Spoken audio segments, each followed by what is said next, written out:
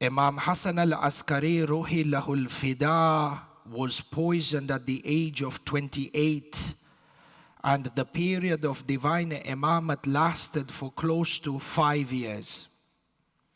The purpose for tonight's majlis is by way of index to get a glimpse of the critical role that Imam Hasan Al-Askari played as he executed the divine responsibility of imamate so as to prepare the ummah, the Shia ummah, for entering into a phase of history that was unprecedented.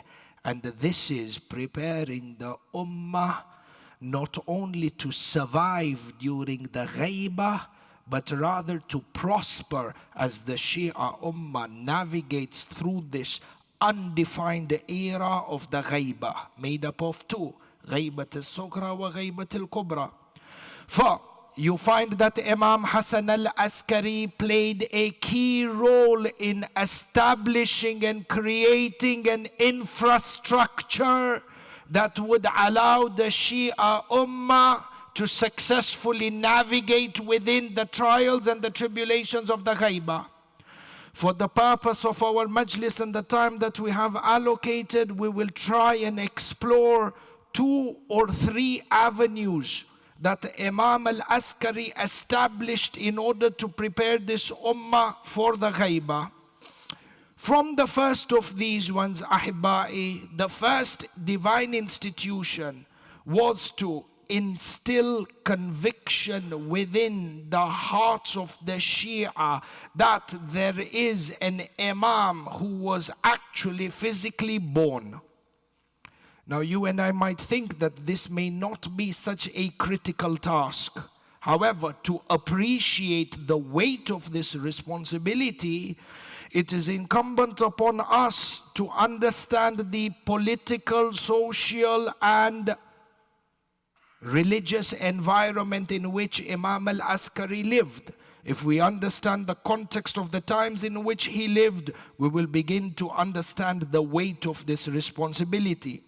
Therefore, Matamis, if you have a look at the time of Imam Hasan Al-Askari and his father Imam Al-Hadi, number 1, Bani Abbas, which was by far the strongest ruling dynasty that existed on earth at that time, by way of geographical land that they had control over and the wealth that they would generate from the masses by way of Islamic taxes.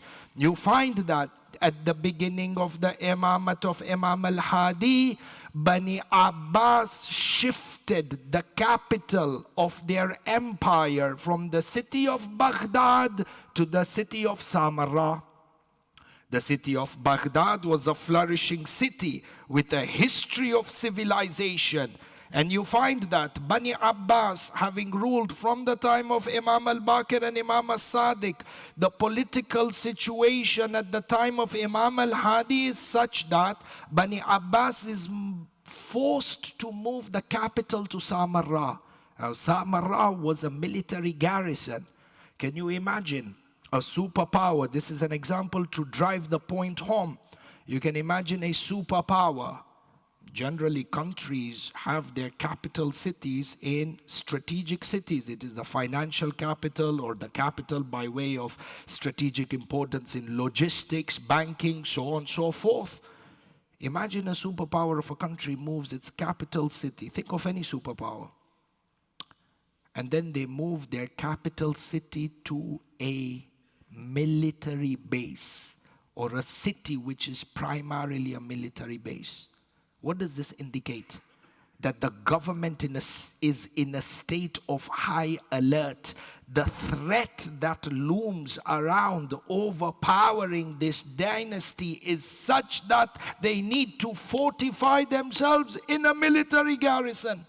So the entire capital and all the functions of a Capitol Hill or the parliament are moved from Baghdad to Samarra. This is one. Number two, in addition to this, Imam al-Hadi is forcefully brought from Medina into Samarra. And then after him, Imam Hasan Al-Askari. So the Imam of the Shia sect has been brought to be imprisoned, not in any normal civilian prison. He has been brought into a military garrison. The city is a military garrison. And within the garrison, he has been subjected to imprisonment in multiple prisons. From the very short and humble research that I was able to do, I found that Imam Hasan Al-Askari himself was subject to 5 different types of imprisonments. And the level of the prisons for each of these varies in terms of intensity. By way of example, a couple of years back, if I'm not mistaken, it might have been during the COVID era, when we went for the Ziyarat of Imam Al-Hussein, Arba'in, we were blessed to be able to visit the prison of Imam Al-Hadi, which is maybe 3 or 4 kilometers from the shrine in Samarra. And when you go down and you look at the prison of Imam Al-Hadi, it is at least 14 to 15 feet deep on the ground. When you look at the prison, the first thing that comes to your mind is this is not a prison, this is a dried up well. For you find that the imams were brought into a military garrison. On top of that, they were imprisoned in jails and in underground basements and cellars, moved from prison to prison. On top of that, Imam Hasan Al-Askari was subject to imprisonment in solitary confinement. And when they were not in solitary confinement, they had other spies within the prisons who were the eyes and the ears of the Khalifa. In addition to all this, when the Imam was not subject to imprisonment, there were times that Bani Abbas picked up Imam Hasan Al-Askari and threw him into a lion's den, such that he may be devoured whilst he is alive. And there's an entire miracle that happened, and that place exists still today.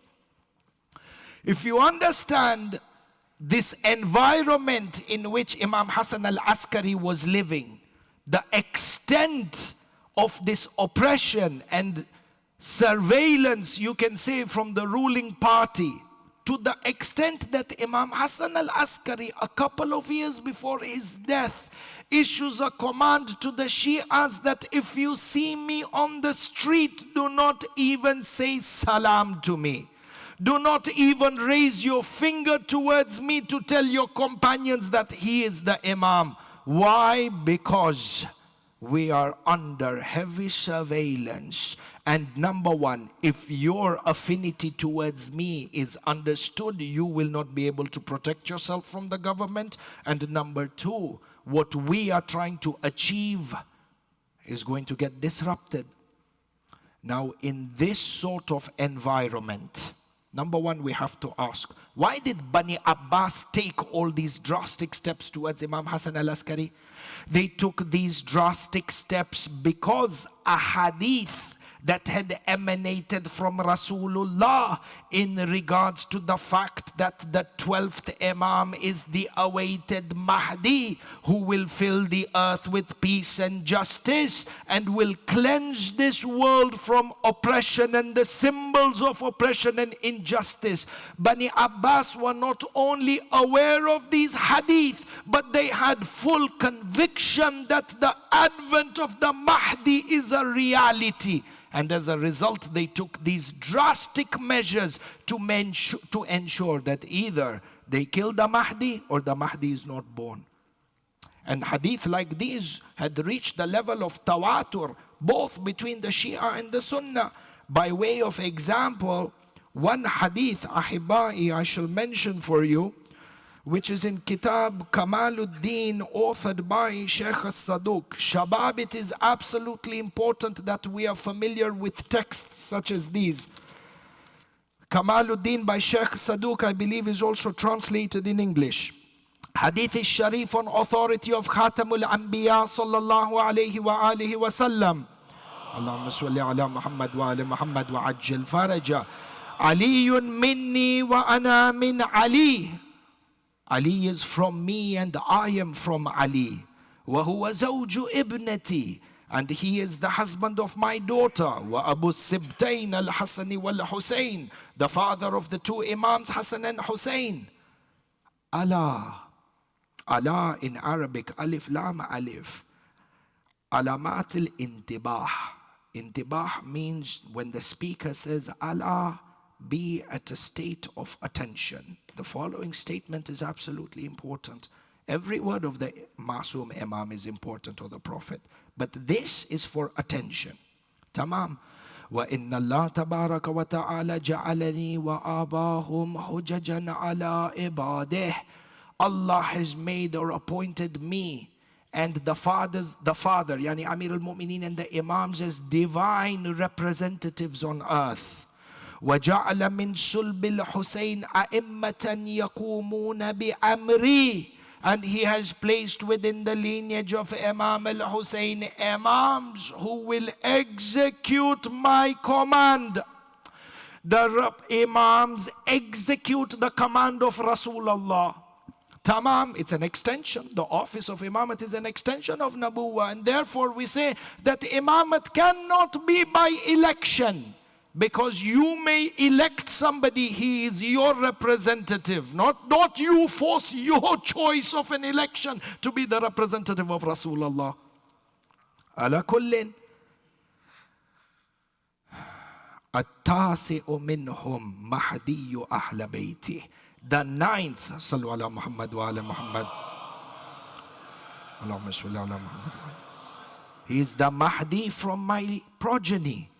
And then the hadith goes on to say, until فَيَمْلَأُ الْأَرْضَ عَدْلًا وَكِسْتًا كَمَا مُلِئَتْ ظُلْمًا وَجَوْرًا. For you find that Bani Abbas, the Mahdi will come and fill the earth with peace and justice. For you find that Bani Abbas had absolute conviction in these hadith, and therefore they took drastic steps, not only to then kill Imam al-Hadi and Imam Al-Askari, but move their base to Samarra. Which is why, Bain al-Qawsayn, sometimes it's amusing that you find so-called reformist Shias come and place doubt whether the advent of the Mahdi is a reality or a myth. Because when you read history, it seems Bani Abbas had more iman in the hadith of Imam al-Mahdi than them. Mu'ajib, sallu ala Muhammad wa ala Muhammad. Allahumma salli ala Muhammad wa ala Muhammad. Tamam. For this is the environment in which Imam Al-Askari is operating. So we are able to appreciate the difficulty of this task of instilling conviction within the hearts of the Shia that Imam Al-Mahdi exists. Because on one hand, the Imam has to keep this news concealed from Bani Abbas. And on the other hand, he must inform the Shias of the birth in order to ensure that they do not abandon the religion. How does a person attain this delicate balance? The art through which the Imam attained this balance is one of the greatest signs that he is appointed by Allah. Nobody other than a divinely approved and appointed Imam for a divinely appointed cause could have attained such a feat. 3 very quick ways. Number 1, the Imam showed Imam Askari physically, visually showed Imam al-Mahdi to a very trusted group of companions before his Shahadat. So within the first 5 years. For example, one incident which is mentioned by Sheikh Tusi in Kitab al-Ghaibah. A delegation of 40 high-ranking Shia from different parts of the empire, Islamic empire, came to visit Imam al-Askari. And then Imam al-Askari showed them this 5-year-old son of his. The narrator of the hadith says that when Imam al-Mahdi came out from behind the partition, his face was illuminating as if it was a piece of a full moon in the darkness of the night. And the Imam al-Askari then goes on to tell them that this is the Hujjah after me, and keep this affair concealed until the time is right. So therefore, you find that at the very beginning, Imam Al-Askari had a very closed circle of trustworthy companions who he showed Imam Al-Mahdi to. And the Imam had conviction that these Shias are so loyal that they will not even contemplate about going and filling this information or snitching on the Imam to Bani Abbas for money. Big part of the problem is the corruption within the deen. This is something that has been prevalent.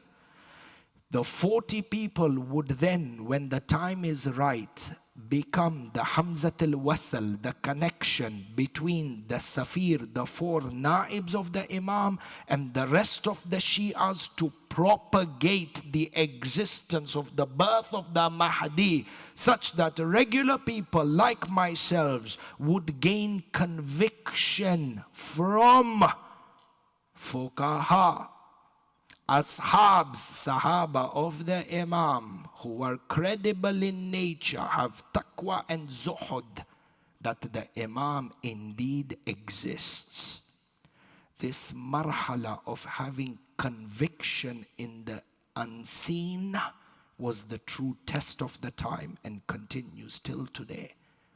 You and I should never feel intimidated or have inferiority complex to walk out in a non-Shia environment and proudly say, yes, you believe in a divine representative of God who is in concealment over 1400 years, and have the proof to back this up. This takes conviction, not lip service, and ilm.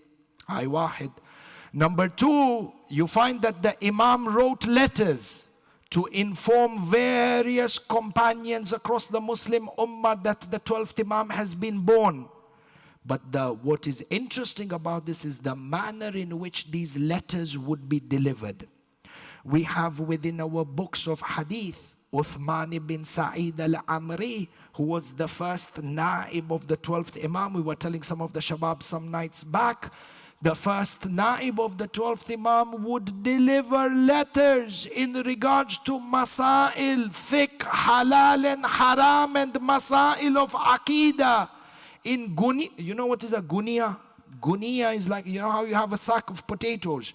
It's a sack that is made of some sort of woven cloth. Those of you who are from East Africa have seen Gunia. Uthman ibn Sa'id would carry Gunias, which was filled with ghee and butter. And inside these sacks of butter, he would hide questions, letters that comprised of questions and answers and hukuk that were either then being transported to the Imam or from the Imam.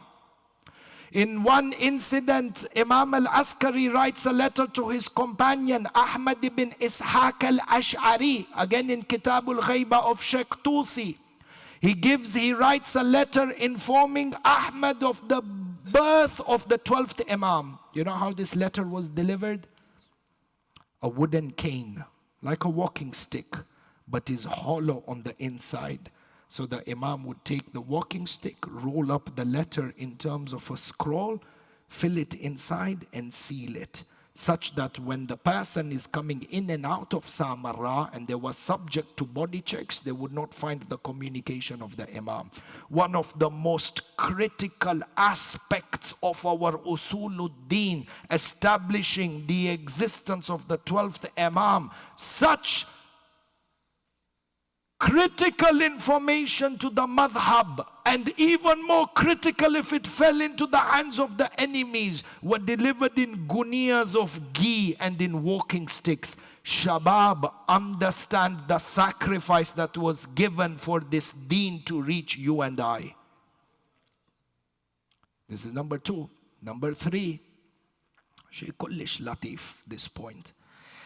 The Imam employed aspects of our fiqh that have to do with furu'uddin to establish usuluddin. This is something only a divine Imam can come with. How? When the Imam Al-Hujjah was born 15th of Sha'ban, from a fiqhi perspective, What is the adab and the akhlaq of a newborn that you have? The Aqiqah ceremony in which meat is distributed. The Aqiqah of the Masoom Imam is not like any other normal Aqiqah. The Imam is born with certain specialities. But when a newborn is born, it is from the Sunnah and stipulated within our fiqh that a certain amount of meat is distributed. Animal is slaughtered and meat is distributed. You will find that within Kitab Mustadrak al-Wasail, a narration is mentioned where when Imam al-Hujjah was born, Imam Hasan Al-Askari commanded, who would then be again his first Naib, Uthman ibn Sa'id al-Amri, to distribute 10,000 rattle of meat and bread to the Bani Hashim and to the Shias of Ali Muhammad. Rattle is a scale of measure that was used back in the day. A scale of measure in which you could measure hard things like meat, solid things, meat. It was a scale of weight, like how you have liters for milk and you have kilograms and grams for example, meat today. So the rattle has differences. You have rattle Madani, then you have rattle Iraqi, and those of us who, if you study the older books of fiqh, Jihad, Hosa, how many rattle make up a kur tank? Our ulama have gone through big deal in order to make the deen accessible to us. In any case, give or take, one rattle is about half a kilo. So when Imam Hasan Al-Askari said that 15,000 rattle of meat and bread are to be distributed as an aqiqah to the Shia, 15,000 rattle, and one rattle is half a kilo. So how many thousand kilos of meat was distributed? 7,500 kilos of meat. 7.5 tons of meat was distributed in secrecy throughout the entire ummah. When the Shias were told that this is the walima from the aqiqah in the house of Imam Hasan Al-Askari, what does the smart Shia understand? That there is a successor to Imam Hasan Al-Askari. I don't need to go out on a microphone and announce that there is an Imam who has been born. Alladhi yamla'ul arda adlan wa kistan. Every household or a number of households through this fiqhi aspect of aqiqah, using their smartness, understood there is a birth in the house of the Imam. At least no one would be in shock when the Imam is martyred. Does he have a successor or not? Shufu, hikmah. This is 3 of maybe 7 or 10 different avenues that the Imam employed. But inshallah, I hope that the meaning is conveyed. Wasil. Sallu ala Muhammad wa ala Muhammad.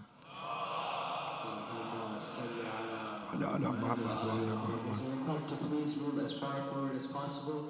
We're expecting many more people, so please stand and move as far forward as possible. Salawat ala Muhammad wa ala Muhammad. Allahumma salli ala Muhammad wa ala Muhammad.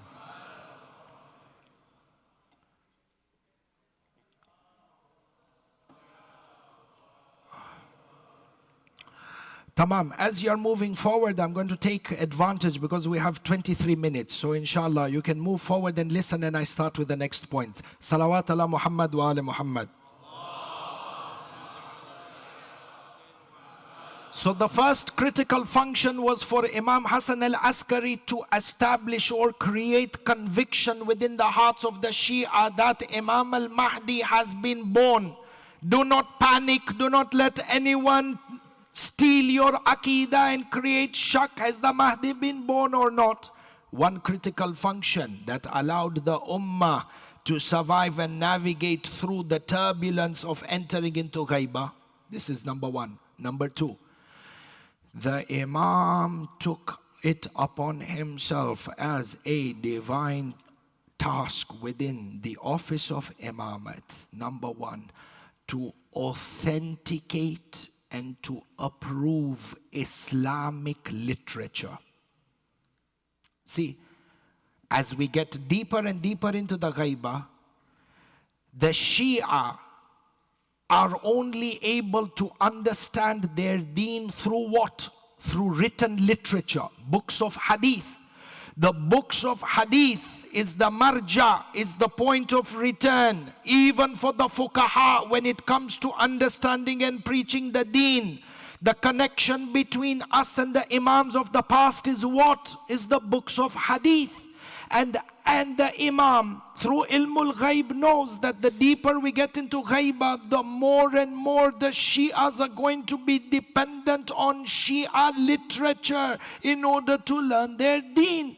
And therefore, one of the critical roles of the imam was to ensure that as we enter into the ghaibah, the Shia, fuqaha, non-fuqaha, have access to authenticated literature that they can depend on and learn their deen from as they progress deeper into the ghaibah. Proof for this is where we have this incident which is mentioned in the kitab of Rijal of Alama Kishi, Rijal al-Kishi, which is one of the 4 or 5 most relied books of Ilm al-Rijal even today. Rijal al-Kishi, a narration is listed, narration or an incident is narrated on authority of Warak al-Bawshanjani.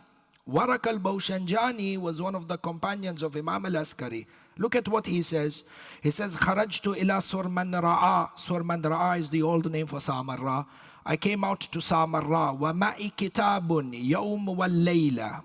I went out towards Samarra, and in my possession I had a book. The title of the book is what? Yawm wal layl. Day and night is the title of the book. He says, فَدَخَلْتُ عَلَىٰ أَبِي Mohammed. I entered into Imam Hasan Al-Askari's house. وَأَرَيْتُهُ ذَلِكَ الْكِتَابِ. And I showed him this book. Kitab is written by this book. Yawm wal Layla is authored by Yunus ibn Abdul Rahman. Yunus ibn Abdul Rahman is a companion of Imam al-Kadhim and the Imam al-Ridha. So he had authored a book at that time. A copy of this book is now with who? Waraka al-Bawshanjani during the time of Imam al-Hadi. So look at the time span. There was a book, and he goes and he shows the book to Imam al-Askari. What happens? The Nawawi says, فَلَمَّا نَظَرَ, the Imam, فَلَمَّا نَظَرَ فِيهِ, when he looked at the book, تَصَفَّحَهُ وَرَكَ.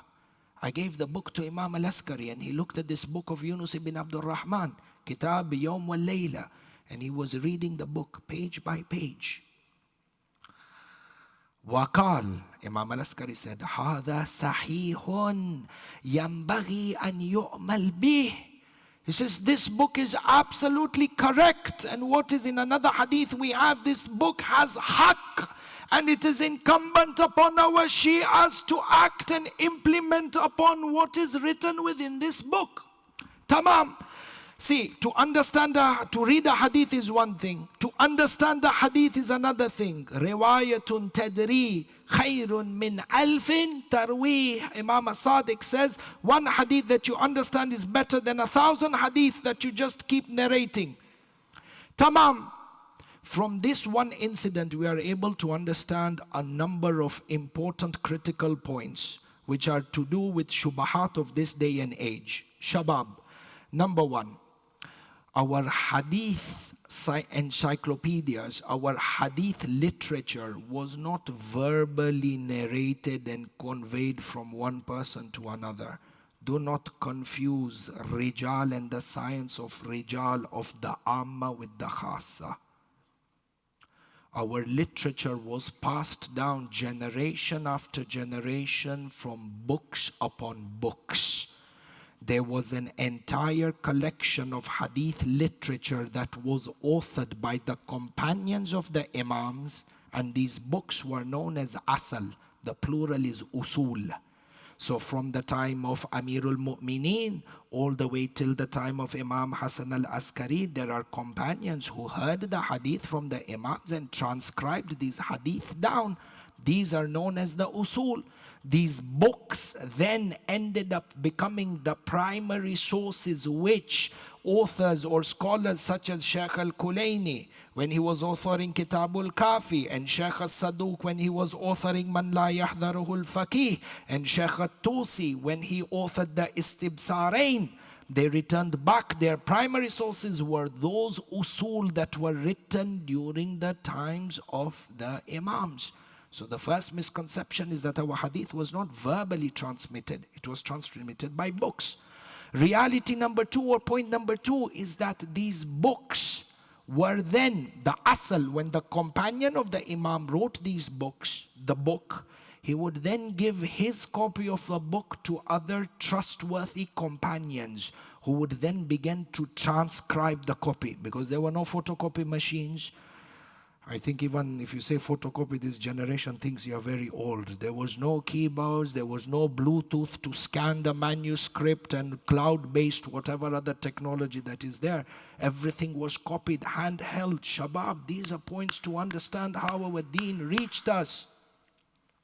They would write the book by hand, and one companion would pass it to the other companion, such that you have this companion by the name of Waraq at the time of Imam Al-Askari has copies of the original asal that was written during the time of Imam Al-Kadhim and Imam Al-Rida. This is number two. Number three, not only did the Imam approve literature that was present within the Shia, the Imam commanded his companions to author books which would then serve as rebuttals against Aqidah that is incorrect and Aqidah, false Aqidah that is being tried to penetrate into the madhab. Like for example, the Ghulat. Shufu, there we have one companion of Imam Al-Askari whose name was Ibrahim ibn Abi Hafs. If you go back to the Rijal, Kitab al-Rijal of Al-Najashi, and you go to the Fahrasht of Sheikh Al-Tusi, you will find that Ibrahim ibn Abi Hafs, who was he? Shaykhun min ashab Abi Mohammed Hasan Al-Askari. Ibrahim ibn Abi Hafs was a companion of Imam Hasan Al-Askari, thiqa, trustworthy to the highest level, wajihan, he was the face of Shiaism. Kana lahu kutub, he was an author, he had a number of books. One title of this book was what? Ar-Rad al-Ghaliyah wa Abi Khattab wa Ashabeh. He had a book that he had authored which was a rebuttal against the Ghulat. Tamam. Point of contemplation. These claims that have begun to echo from some members, that you cannot depend upon and you cannot rely upon our hadith literature, particularly when it comes to Fada'il of Al Muhammad. You ask them, Yabe, why? Because they say the Ghulat infiltrated the madrasa of Al Muhammad, and they infiltrated the books of the companions of Imam As-Sadiq, and they added their mirch and their masala and whatnot, and they have distorted our books, as a result of which you cannot depend on hadith literature. We begin to understand that such claims are inaccurate, if not academic fraud.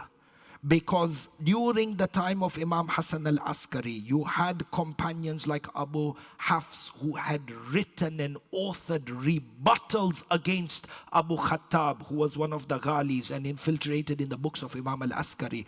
They were a part of a process of correction of Islamic text which might be distorted. And the Ghulat have infiltrated the school of Al Muhammad, and the Imams are sitting there without any corrective measure. This again, this is the problem when we over interact with the Amma. Same mentality. Prophet is leaving you. He is not left behind you a Khalifa. He has not left behind you a Quran that has been compiled. And then he is dying and leaving the Muslim Ummah to progress. What type of mentality is this? Same thing when it comes to our Islamic literature. Imam Al-Askari knows that the ummah is going into ghaibah, and there is no other access for ilm for the fuqaha except these books. But the Imam is going into ghaibah, Imam is becoming shaheed, literature apparently has been infiltrated, and everybody is sitting with their arms crossed, nothing to do. See? There's a reason when you drink from a pond that is najis, or always sit around the najasa, that najasa will contaminate your mind. Ahibai. Tabarra is that you keep yourself in a pure environment. Sallu ala Muhammad wa ala Muhammad.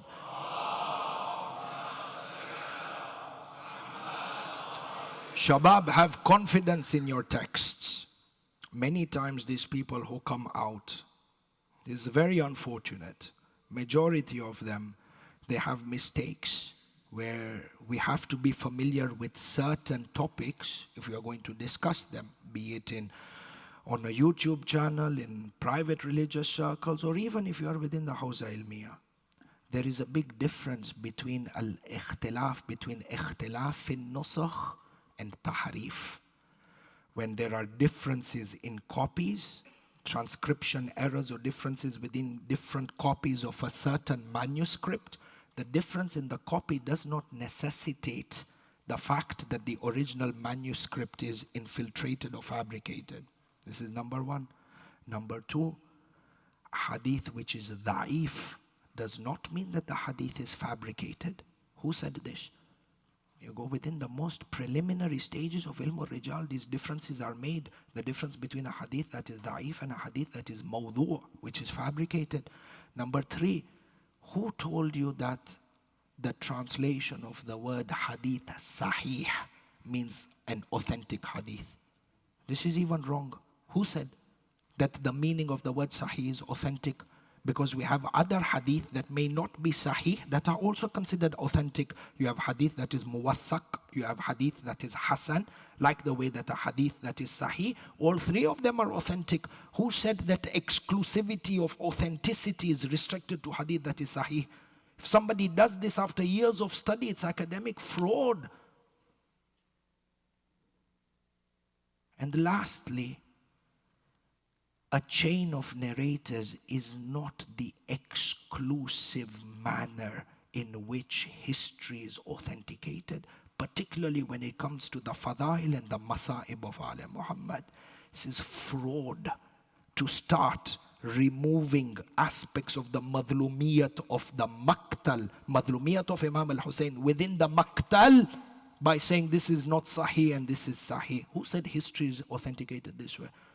There was a claim that was made very recently, oh, you cannot trust the maqtals that are written because even there was no early recording of the maqtal, and the people who recorded the maqtal in the early stages, they themselves were not sure of what has happened. Jahal.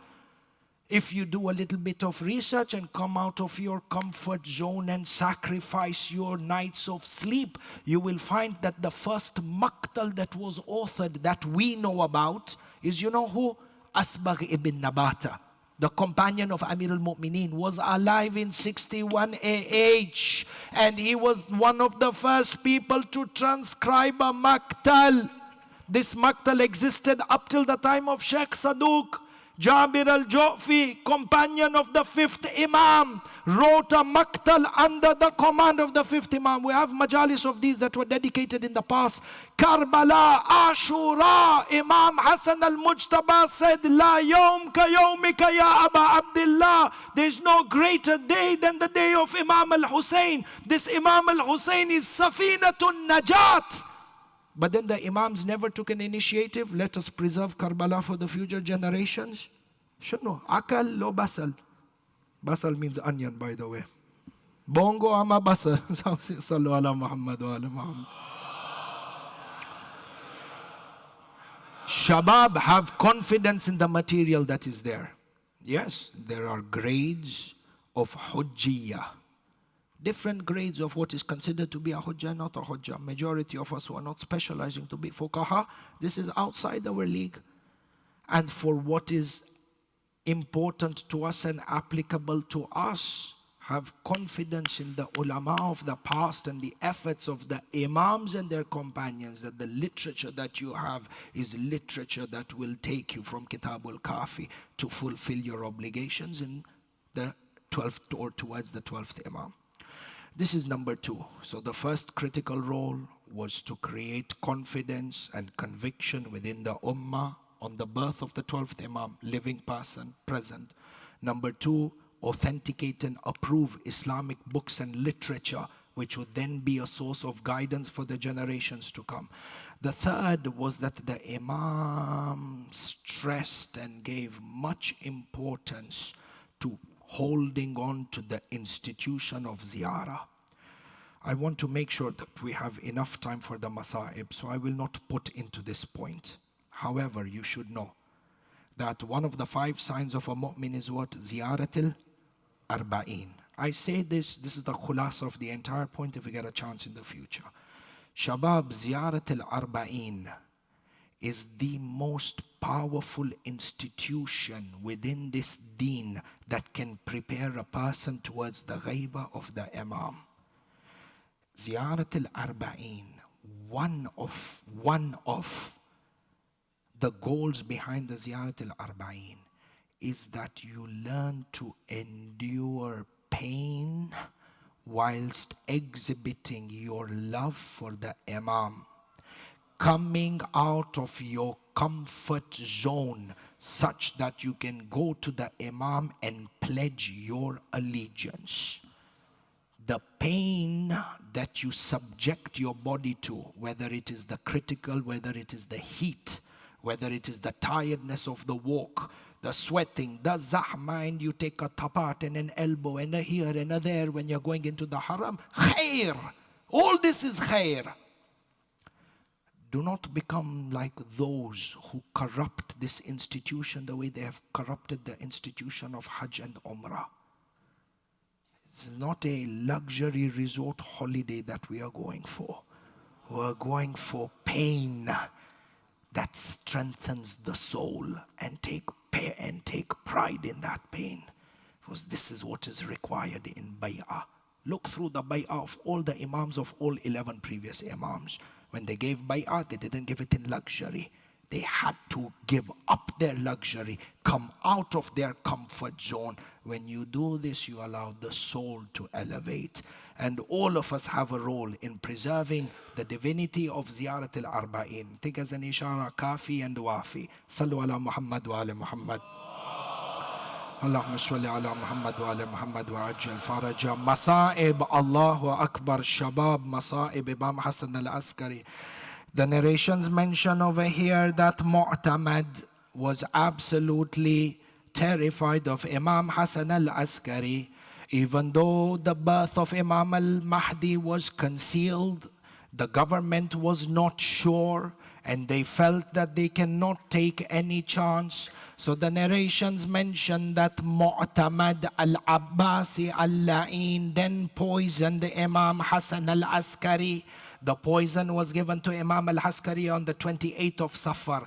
For 10 days, Imam Hasan Al-Askari in Sabarra, he was poisoned in a state of pain, such that the narrations mention the intensity of the poison that was given to Imam Al-Askari. His body became weaker and weaker, to the extent that there are times Imam Al-Askari would faint. Allahu Akbar. Mata means today I was looking. Why would this person, why would faint? They say that when a person is poisoned, it means the intensity of the toxins released in the body are such that oxygen cannot go to the brain anymore. Allahu Akbar.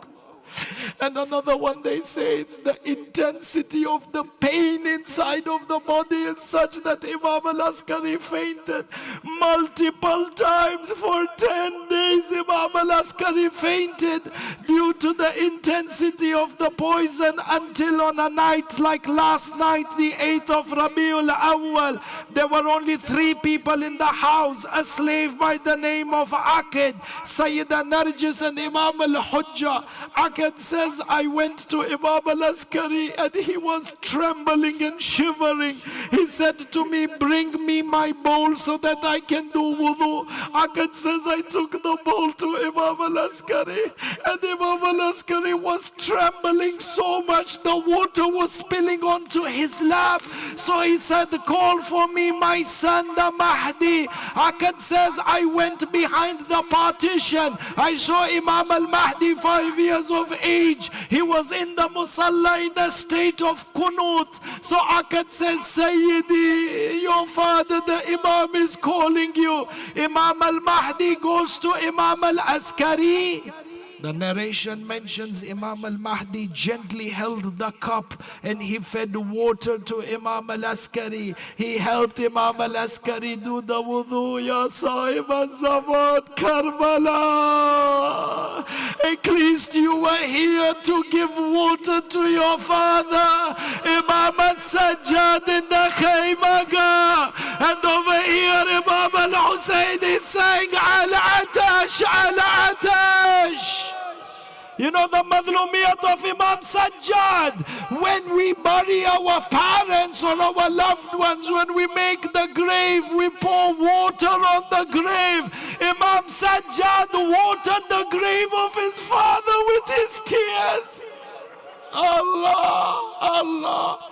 Narration mentions Imam Al-Askari gave the final wasiyah to Imam Al-Hujjah, and then he said to him, Anta Baqiyatullahi fi arde, you are the Baqiyatullah on earth, wa anta ta'akhud thari wa thar ajdadik, you are the one who will take vengeance for my death and the death of my grandfather.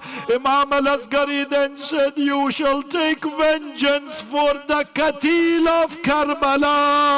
Allah, the dying moments, Imam Hasan Al-Askari remembered Imam Al-Hussein. Imam Sahib al-Zaman is by him. I say, Ya Sahib al-Zaman, in your final moments of your father, you were hugging Imam Askari.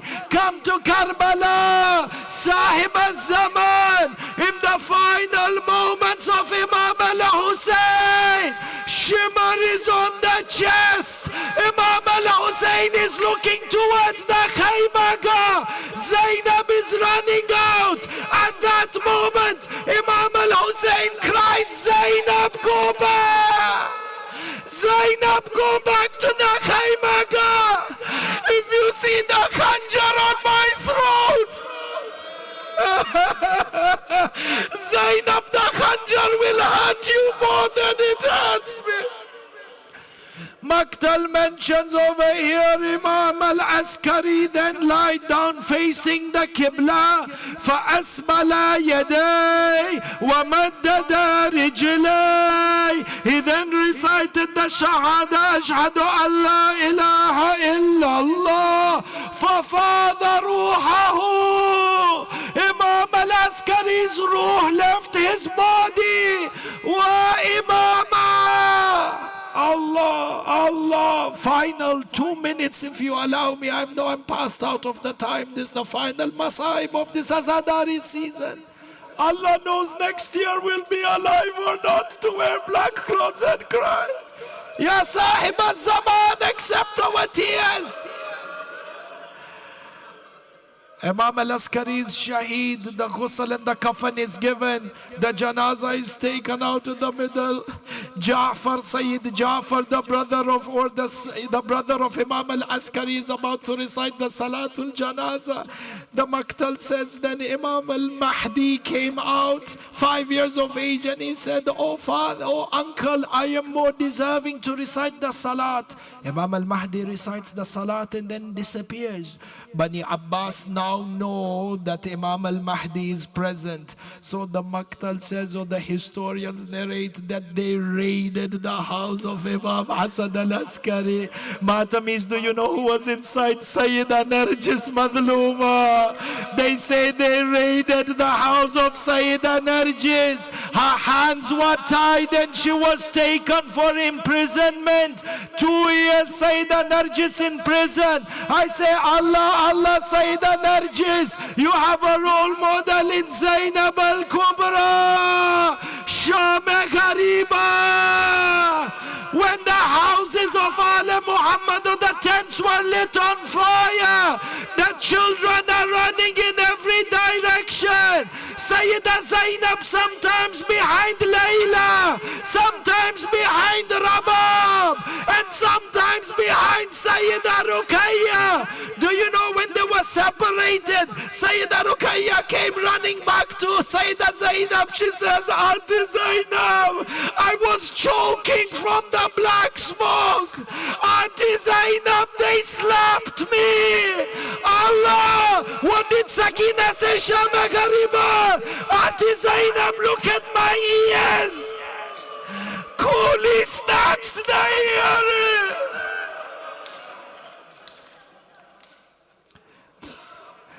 Matam Imam Al-Askari, Matam Sayyida Narjis, Matam Mahdi, Ya Hussein.